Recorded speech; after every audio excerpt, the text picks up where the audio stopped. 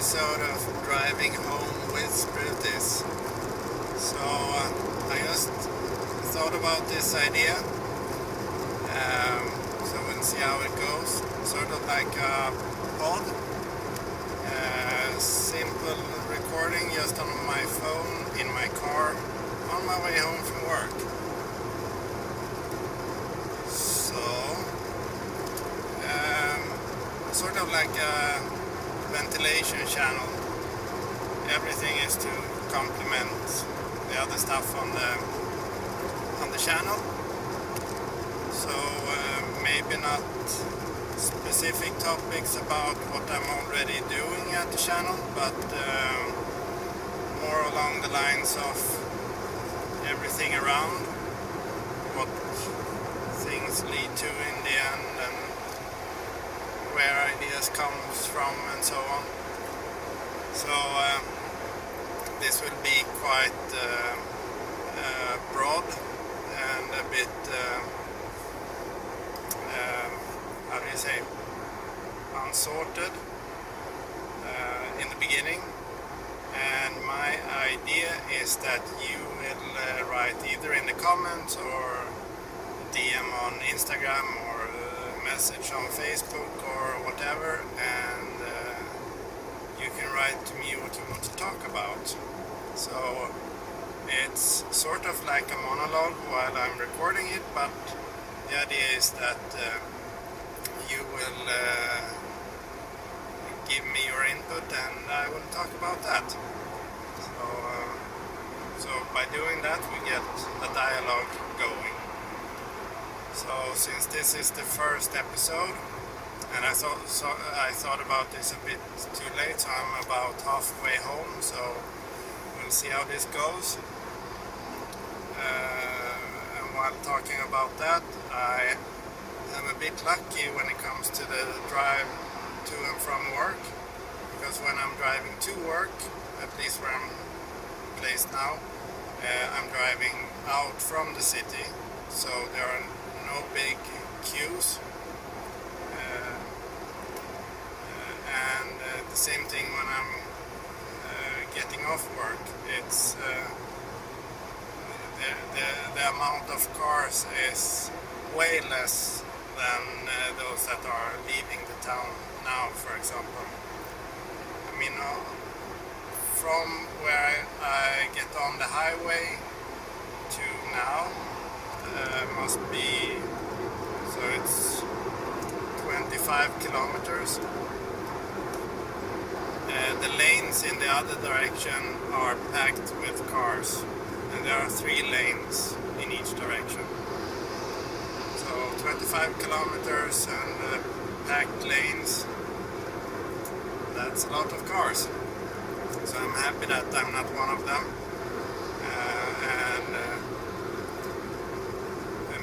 If I'm going by bike, then it's a lot easier. I don't think it's outspoken that it's legal to do lane splitting, meaning going between the lanes, but it's a survival technique when you're on a motorcycle.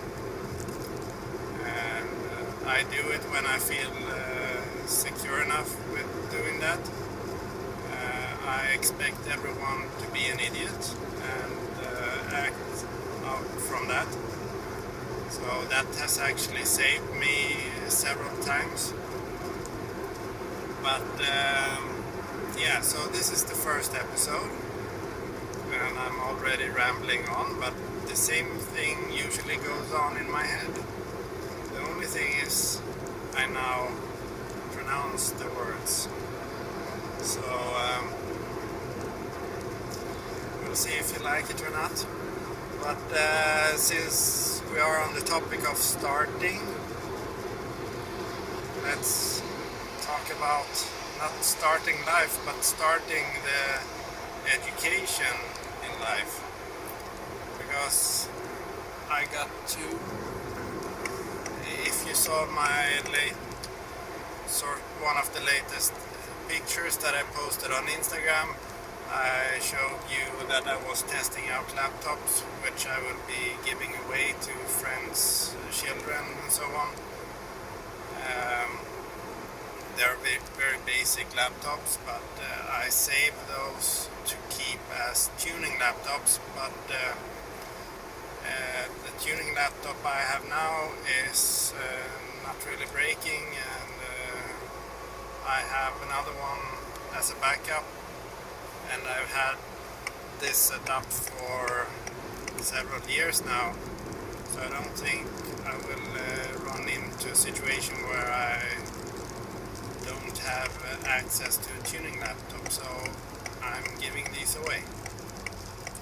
But when I initially wanted them to be my tuning laptops, I formatted them, the hard drives, and installed Windows XP. So yeah, a few generations of OS ago, and it's Pentium 3, 600 megahertz and 1.2 gigahertz, 512 megabytes of RAM, and something like that. So there are no monsters, but I mean, if you're a kid who never had a computer before, then I think it would be fun.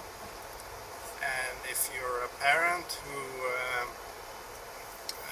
don't really want to waste money in the regards that if you buy something and the child is maybe on the borderline to being too young to have a computer of their own, and the risk is quite high that it will break. So with these laptops it doesn't matter. So at least they get an opportunity to get going, and yeah, maybe it's a good idea, maybe it's not. But what I was thinking about is the first computer that my dad came home with for me and my sister.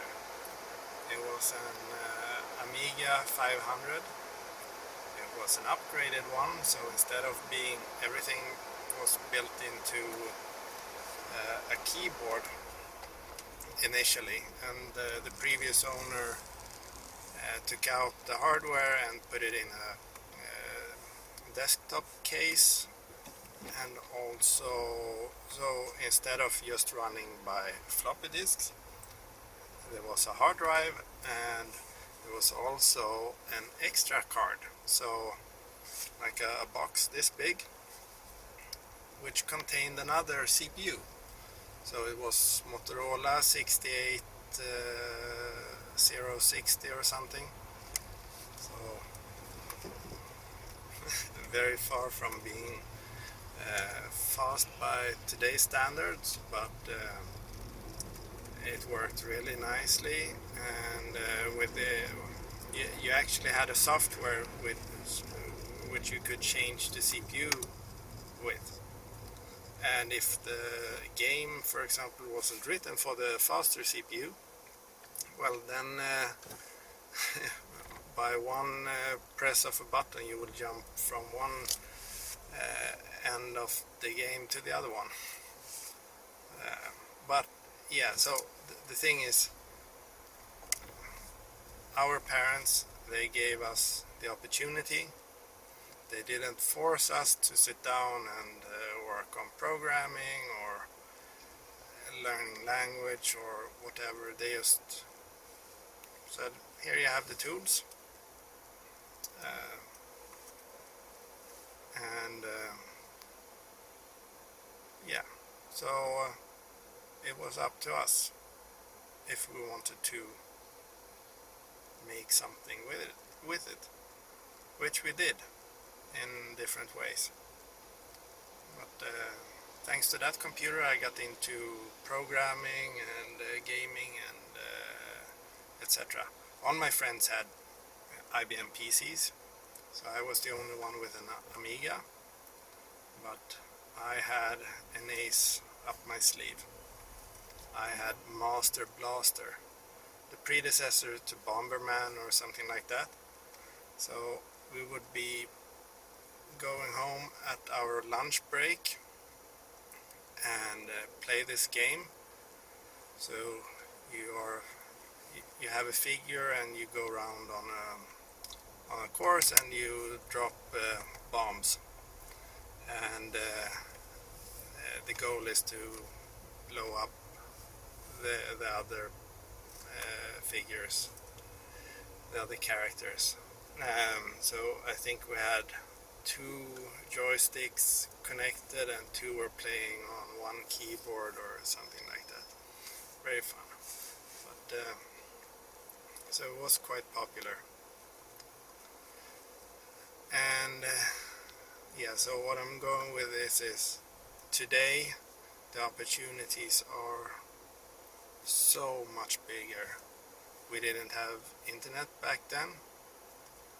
They started, BBSs were active, but nothing that I would be using at that age especially. And I think there are many people today who don't realize how big the opportunity actually is. We were working with kilobytes, and today you can be working with terabytes. So the difference is enormous. And the speeds, I mean, like 15 megahertz, and now we're talking 4-5 gigahertz. Also insane. The first internet connection I was on was 9.6 kilobits. So and the modem would get so hot so that it would fry the CDs that if I put a CD on it, it would be fried. And now I'm at a stupid roundabout. It's very tricky.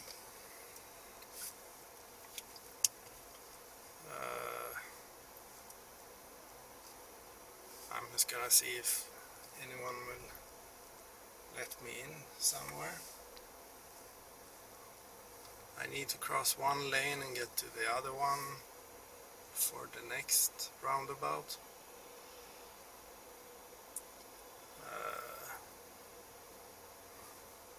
Currently we're at standstill.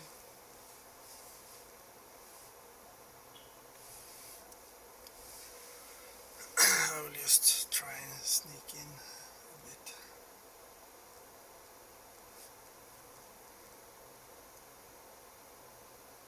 No.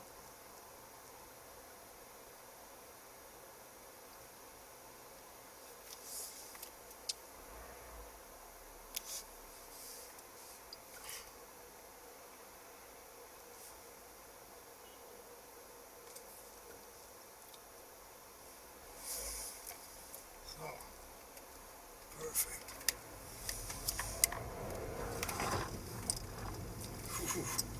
It's a bit scary because people are driving way too fast and they are not really thinking about the value of other people's cars or vehicles or lives for that matter. So, starting out again, my first car, it was a non-functional one, a very sporty Mazda 626 from 1984 with a 2-liter inline-4 8-valve engine, and it was the first generation with front-wheel drive. I was a little bit sad by that because, I mean, everyone, well, no, that's wrong, not everyone, but I wanted rear-wheel drive because it's more fun. And but again. My dad actually handed me a knife, Mora kniv. So it's like a building knife, and told me try and scrape off some rust, and we'll try and take it through the inspection and make it street legal. Yeah, I didn't really settle on that, so just before that I had started to get into modifying computer cases, and now I had the opportunity to do something similar with a car. Of course I didn't have the money to actually do any big modifications on the car, but it took me 2 years before I was happy with the result. Well, I was happy enough with what I had as a car, so I took it through the inspection. I think I tried 2 times or something like that, maybe even 3.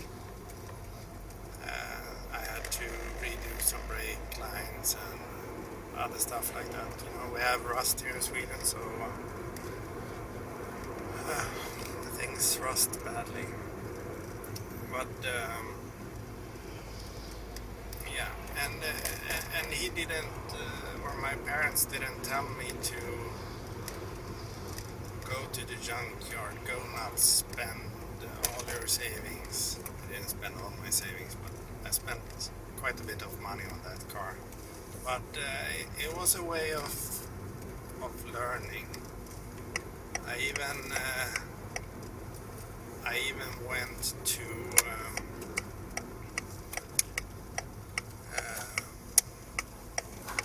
Nynäshamn, which is a bit away from Stockholm, and I got a used rear subframe with suspension arms and everything. So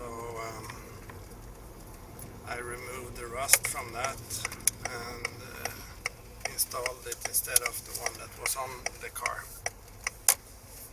So what I've learned is the hardest part is, well, no, I don't know what the hardest part is.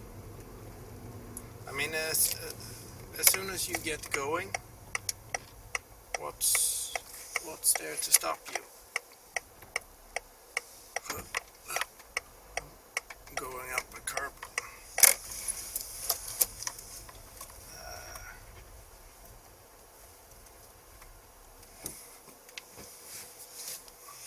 All you gotta do is try.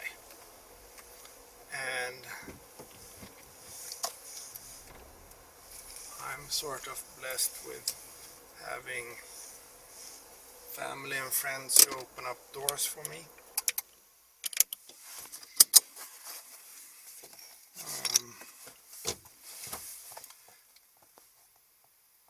Yeah, and my parents didn't really want me to drive a moped, but my mother found a colleague who sold one for cheap. So I bought that one. My dad wasn't very impressed. I remember how mad he was when he came home, but then when he saw that it was a proper moped, manual gearbox, and it was an old Sax from the 70s or something, the frame was they used the same frame in a 125cc motorcycle. and you could tell that by the air filter box was, they had to flip it upside down when they made a moped out of it, as the mopeds only have 50cc. But yeah, I'm parked now. I guess that was my first mechanical work on my own stuff, because someone had modified the cylinder. I think they held it in place in a vise and put too much stress on one of the ears of the head where you, or cylinder where you connect it to the engine block. So I was going out for a drive and it wouldn't start. It felt like it was getting compression, but no. It had been hard to start sometimes, or a few times. So I dragged it to a hill and tried to start it by running it, doing a running start. It didn't work. And then I was just looking around underneath the fuel tank, and I pushed the kick and I got electrocuted. So the thing was, the compression lifted the cylinder from the engine block.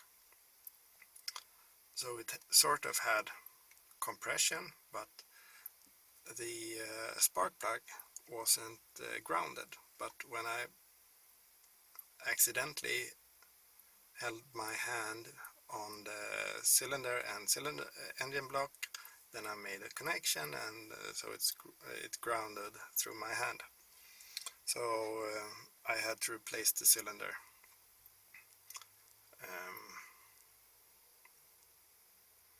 Yeah, what was I talking about before? Yeah, I'm tired. I'm sorry for me rambling on. Maybe this can be something. So like every Friday or something I will do this video, and I will talk about the topics that you suggest. If you don't, then I will just ramble on, just like the Led Zeppelin song. Good song, by the way. You see, I'm unstoppable. But yeah, let's see if this can go somewhere. If you have watched, then thank you very much for that. Please write any topics you want to talk about, and I will talk about them. So until the next episode, stay safe, take care, and bye-bye.